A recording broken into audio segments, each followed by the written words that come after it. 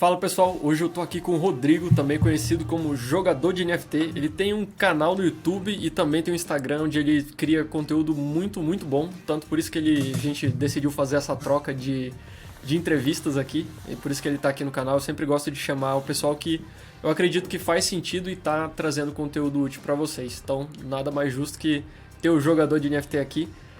Eu comecei a acompanhar o conteúdo do Rodrigo não tem muito tempo e eu gostei bastante. Depois eu vi ele também lá no canal do Primo Verso. Pra quem não sabe, acho que é o canal do Grupo Primo lá que eles têm, tratam de blockchain, NFTs, cripto em geral. E também eu fiquei sabendo que ele veio do mercado tradicional e aí tem até algumas perguntas pra fazer pra ele nesse sentido. Mas eu vou deixar ele se apresentar aí pra vocês conhecerem ele um pouquinho melhor. Boa, valeu Tim. Primeiro eu queria agradecer aí o convite para participar no seu canal e deixar o spoiler pro pessoal de que o Tim também vai estar no meu canal.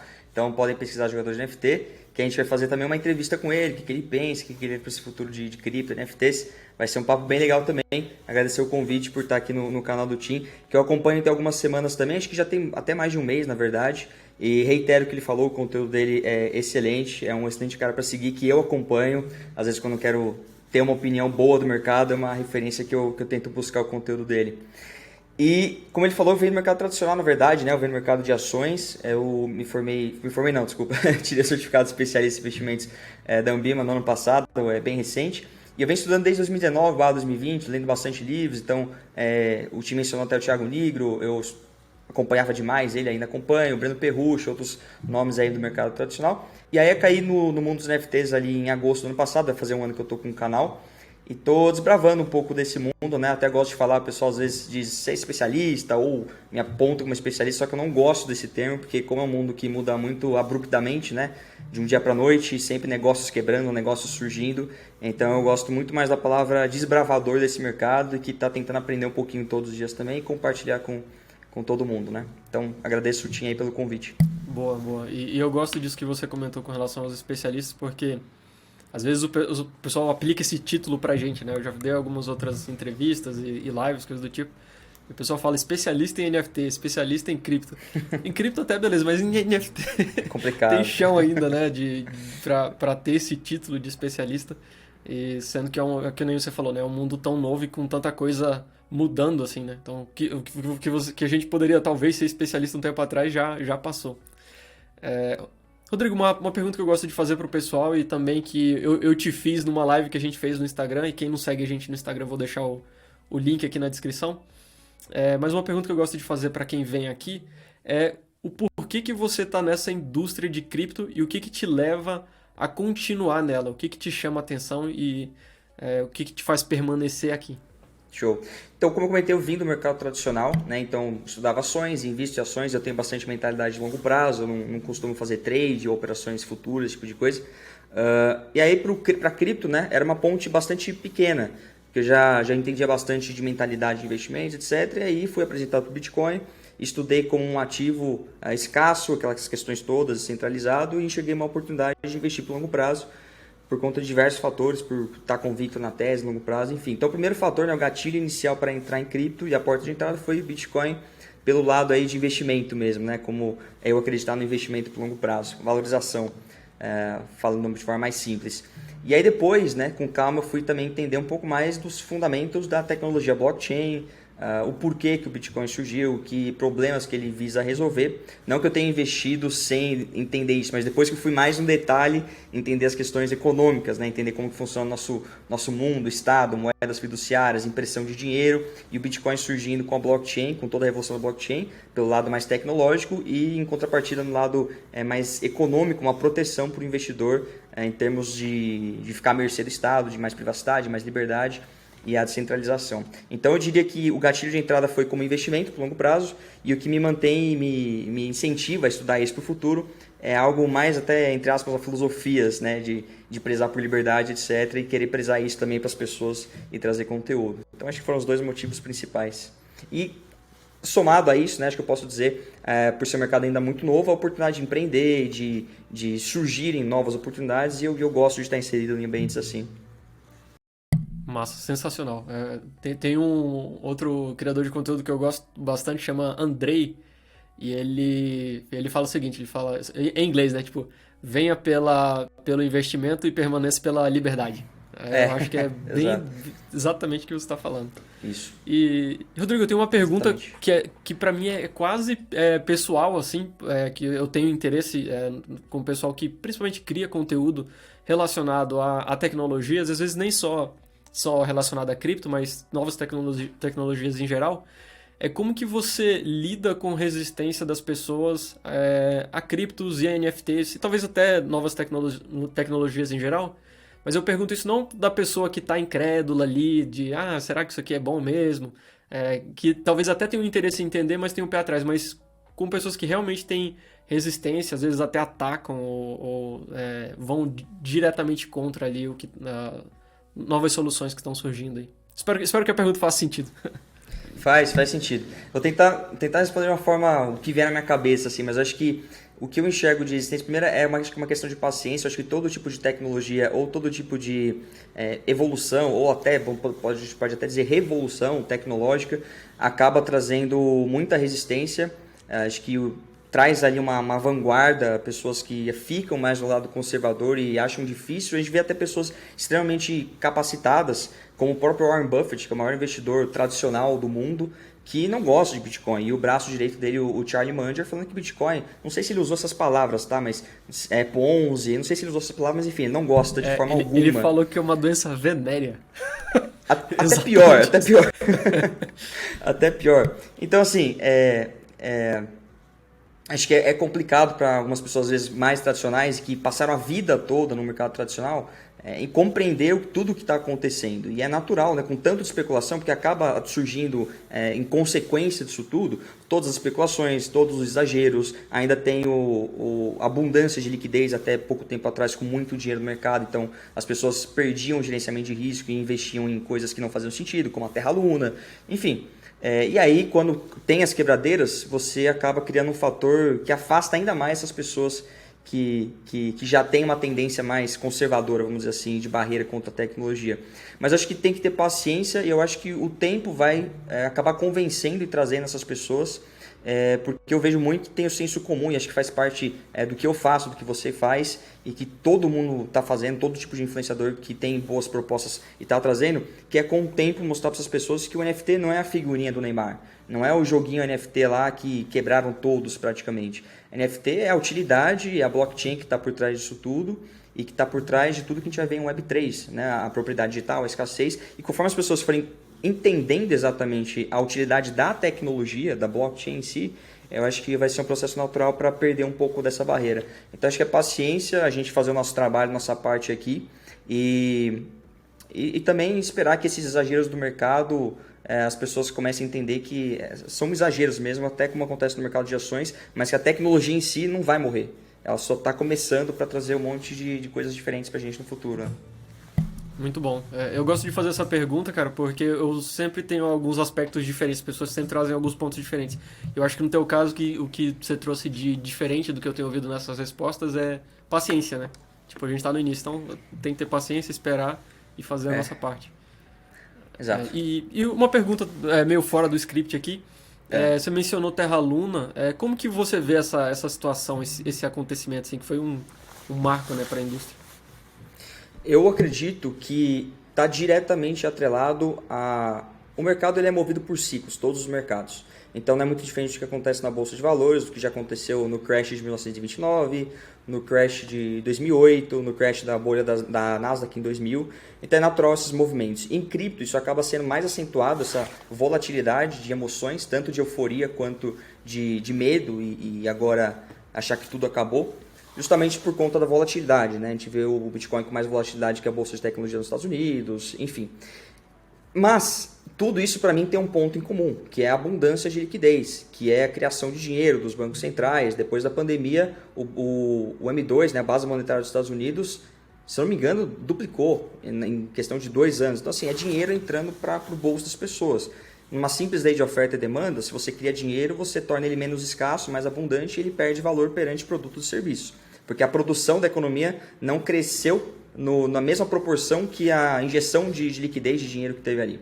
E com tanto dinheiro abundante, é normal que as pessoas percam a noção de gerenciamento de risco. Então é normal que em determinado momento a pessoa olhe para um protocolo que está pagando 20% ao ano e fala, ah não, isso aqui funciona, isso aqui vai pagar 20% por mim por ano, por 5 anos, por 10 anos. E é interessante porque, assim, apesar de eu ter esse tipo de mentalidade, eu quase investi, não sei se necessariamente em Terra Luna, mas porque tinha as pessoas no meu redor falando, pô, Rodrigo, tá 20% ao ano, cara, é só colocar em dólar ainda. E aí você, como tá todo mundo fazendo dinheiro, você acaba entrando nessa de, puta, cara, só eu que tô perdendo isso? Né? Só eu que tô deixando passar essa oportunidade? Mas o tempo mostra que aquilo não era de forma alguma sustentável.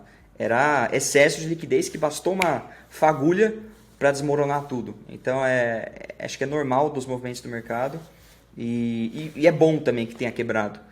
Que aí agora dá uma apaziguada nos ânimos e o pessoal vê realmente o que faz sentido e o que não faz. É o momento de separar melhor as coisas.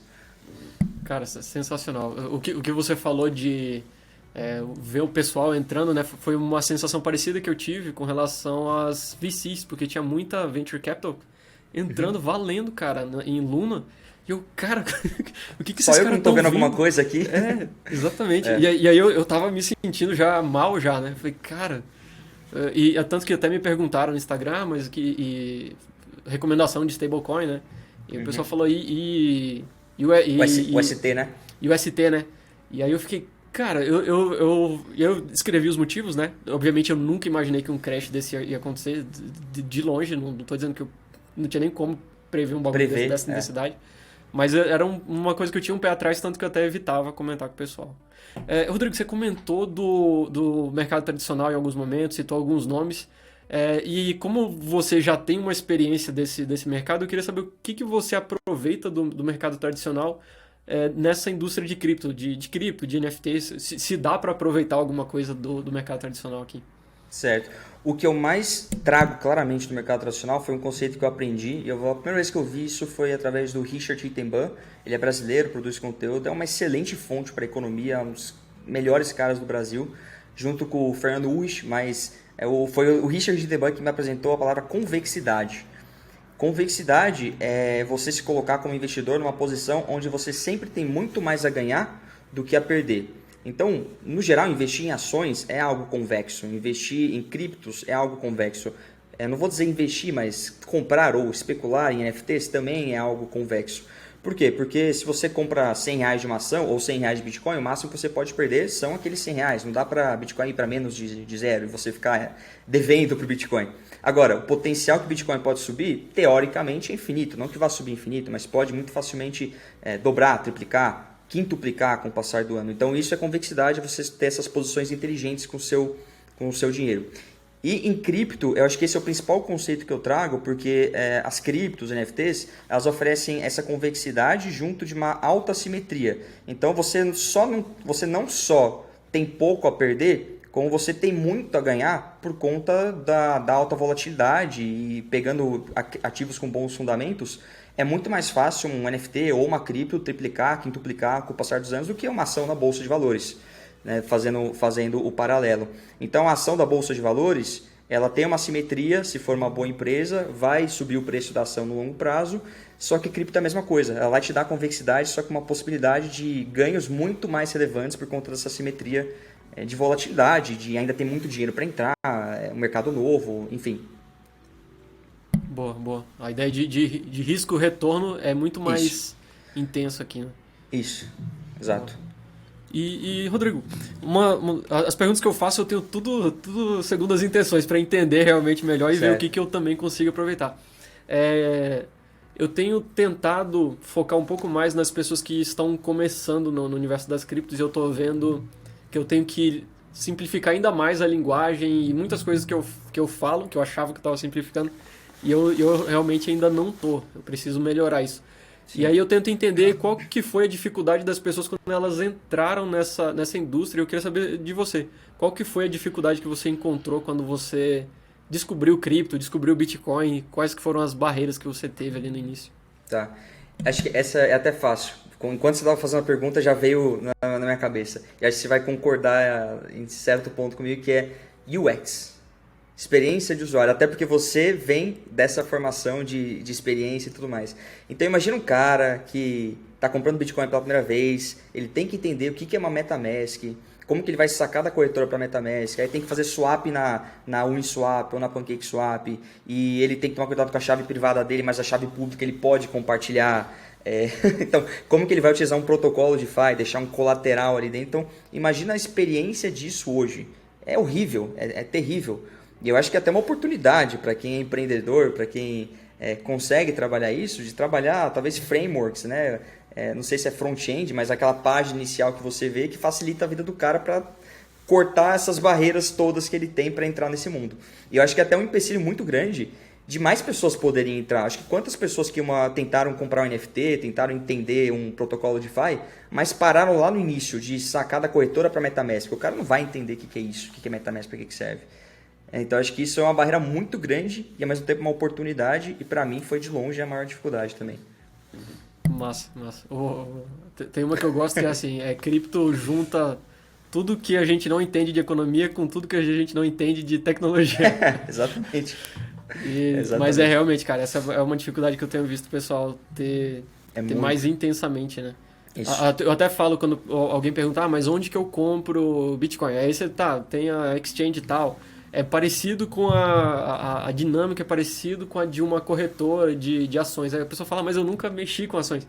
Aí você vê que tem um percurso bem grande, né? Exato.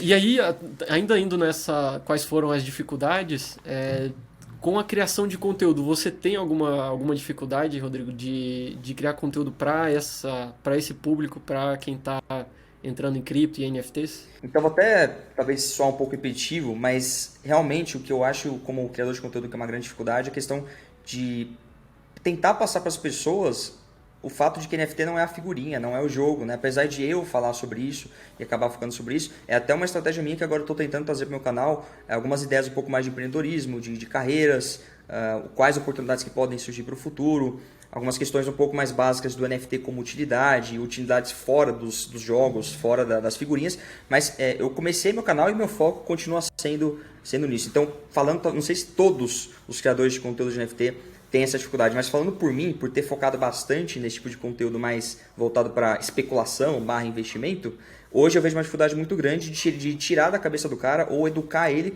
de que NFT não é a figurinha ou o jogo. Porque o tanto que eu vejo na internet, TikTok, Instagram, às vezes os públicos que são mais crus, né, de NFT, que só ouviram falar em uma notícia, toda hora o pessoal falando, isso aí de NFT é uma pirâmide, isso aí é uma bolha.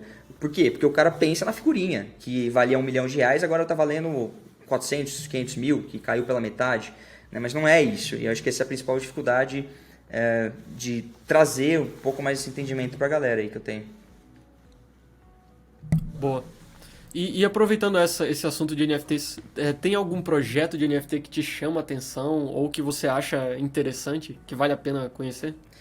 Bom, eu vou falar um pouco mais do meu mundo aqui que eu tô inserido, que são os chamados NFT Art, né? Os PFP, Profile Pictures. Acho que todo mundo conhece o Bored Ape, acho que é um caso a ser estudado. Eu não sei se no futuro eles vão valorizar mais, eu não estou falando nem no teor de investimento em si, mas acho que como projeto, o que eles entregaram, acho que fica como um benchmark, uma referência para outras empresas, outros projetos que querem começar, seja um projeto de, entre aspas, figurinhas ou de utilidades de NFT.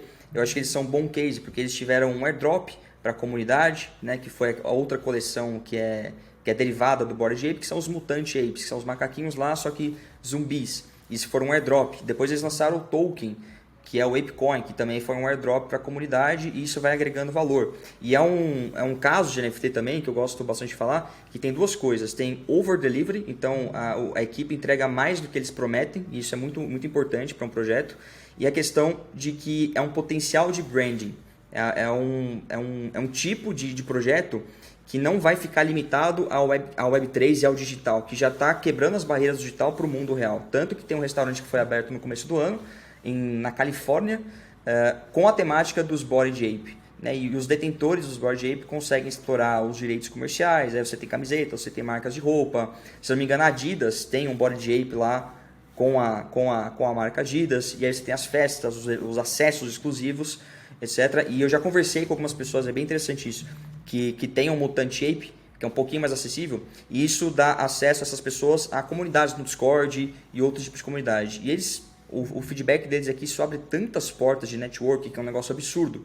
Porque se você tem a fotinho do macaquinho lá, as pessoas naturalmente já se tornam mais abertas para responder uma mensagem sua, para puxar um papo e você poder abrir esse network com pessoas do mundo todo. Então é um poder assim que eu vejo que é bem relevante no Bored Ape. Acho que é um caso de estudo que a gente tem. Mas não sei no futuro se vai valorizar mais ou não, como falando financeiramente. Eu só sei que tem algumas coisas bem legais para aprender com eles aí. Sim, boa. Eu também concordo com isso. E eu tento, às vezes, evitar falar dos Bored Apes, mas não dá, né, cara? A gente volta para eles, porque eles realmente mandaram muito bem nessa questão de interação, comunidade, da utilidade dessa integração com diferentes NFTs, né? Tipo, você me citou os Mutant Apes, aí você tinha o Soro Mutante, aí você criava seu... É criativo, cara, tem uma trama por trás, bem legal. Sim, então foi o storytelling deles também muito bom, de como surgiu a coleção. Tem a polêmica agora, né, acontecendo, mas a ideia geral... Exato, tudo que eu falei tirando de fora o fato de que pode ou não pode fazer sentido a polêmica lá, mas se fizer sentido, é óbvio que aí tudo tem que ser jogado fora o que eles fizeram, né? Mas enfim. Esse lance é super, super polêmico mesmo. E Rodrigo, quais foram, na verdade, os principais aprendizados que você gostaria de compartilhar, assim, desde que você entrou, desde a sua descoberta do Bitcoin até agora, criando conteúdo e explorando esse universo dos NFTs? Beleza. Acho que aprendizado é ganância, muito cuidado com a ganância e o famoso FOMO, né? O Fear of Missing Out, então o medo de ficar de fora. E isso é até um ponto negativo daquele ponto positivo que eu falei da simetria, da alta simetria, né? Porque como é um ativo, são NFTs, criptos, são ativos que às vezes do dia para a noite 30%, 50% de alta, as NFTs às vezes em questão de horas duplicam, triplicam de valor. Então é muito fácil você cair na armadilha de, cara, tá todo mundo ganhando dinheiro, eu vou entrar agora. E aí você entrou na alta, dali em diante é o despejo. E eu já caí muito nessa armadilha. Então acho que o ponto negativo da assimetria é que se você tem cabeça fraca, você vai facilmente cair em ganância, cair em FOMO, e isso pode te fazer perder dinheiro com cripto, NFTs e no geral. Então eu perdi dinheiro com essa mentalidade. E olha que eu venho do mercado tradicional, mercado de longo prazo, fazer as coisas com calma, mas eu caí na armadilha. Eu vou até abrir o jogo aqui, porque às vezes eu evito, da minha parte, falar de investimento, mas eu trago esse assunto às vezes. Eu às vezes tenho uma certa quantia para entrar em projeto assim, e se der, beleza, se não, afundou. Então eu tenho uma renca de NFT que nunca deu nada, assim, só por pura especulação mesmo. Mas eu diria que grande maioria assim, são NFTs que eu faço questão de fazer o hold, assim, a menos que mude alguma coisa no projeto. Mas em geral, é o que você falou, né? A questão de assimetria é insanamente... intensa, né, nessa indústria. Isso. E talvez, Rodrigo, para encerrar essa pergunta, espero que não seja repetitiva, mas talvez vai trazer pontos que você já trouxe. Eu tenho muita gente nova aqui assistindo o canal, gente que está querendo entrar no mundo dos NFTs. Eu vejo algumas pessoas me mandando mensagem no Instagram, às vezes até aqui no YouTube mesmo. E às vezes nem sabe o que é MetaMask, aí eu mando pra pessoa um vídeo explicando o que é, como que funciona. Ou seja, esse pessoal tá começando a explorar esse mundo agora. Que dica que você daria para essas pessoas que têm esse interesse, mas talvez ainda também estão com o pé atrás e descobrindo ainda tudo isso? Tá. A primeira dica que eu daria é não colocar a carroça na frente dos bois, no sentido de que antes de querer mexer com MetaMask e etc., entenda pelo menos um pouquinho do surgimento do Bitcoin, o contexto que foi, o que é o Bitcoin, o que é a blockchain. Não precisa se tornar um expert em programação ou entender como funciona a blockchain na prática exatamente. Entende o sentido de existir, né? Por que existe, qual o problema que vem resolver. Acho que esse é o primeiro passo. E aí, aprendendo um pouquinho de blockchain e Bitcoin, você vai para o segundo passo, que é Ethereum e a questão dos smart contracts, que aí já foi uma evolução natural da blockchain do Bitcoin, que é muito mais simples. Você vem com o segundo passo, que são os smart contracts. Então, você vai, a dica que eu estou dando é mais para você criar uma linha de raciocínio, que vai ficar muito mais fácil depois você entender a MetaMask, entender protocolos de DeFi, enfim. Então, comece com a blockchain Bitcoin, entende os smart contracts do Ethereum, e aí você vai ter uma base muito grande de entender talvez 90% de DeFi, MetaMask, NFTs, enfim. Então, criando essa linha de raciocínio, acho que é a minha principal dica. E a segunda dica é, quando você for realmente para a prática, mexer com DeFi e comprar um NFT, separa um dinheiro de aprendizado. Um dinheiro que você às vezes vai copiar e colar o endereço errado da sua MetaMask, ou que você vai comprar um NFT completamente sem noção, que não vai virar nada e vai virar pó o seu dinheiro. Então não pega um dinheiro que vai te prejudicar para fazer esses testes. Ou colocar num DeFi que você quer arriscar, que está pagando 20%, não sei. Bota bem pouquinho. Considera aquele dinheiro de aprendizado, dinheiro que você pode errar e vai errar com pouco e vai aprender para depois poder ter mais confiança.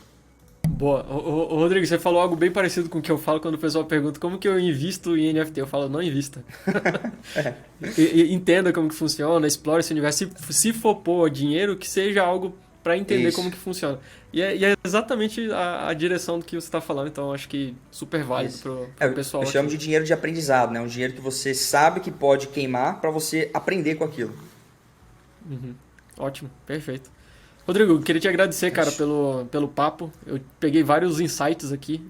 Realmente vou aproveitar algumas das coisas que você está falando até para criação de conteúdo também. E acredito que está ajudando não só o pessoal aqui, mas para mim também, pegando algumas ideias. Então, brigadão pelo papo. Boa, eu que agradeço o convite e fico também o convite agora, pessoal, depois ver o meu papo com o Tim lá no Jogador de NFT. Obrigadão, Tim. A gente vai se falando com certeza mais. Eu vou deixar o link do próximo do vídeo do Rodrigo no card. Eu não vou saber o lado aqui, mas vai estar em algum lado aqui.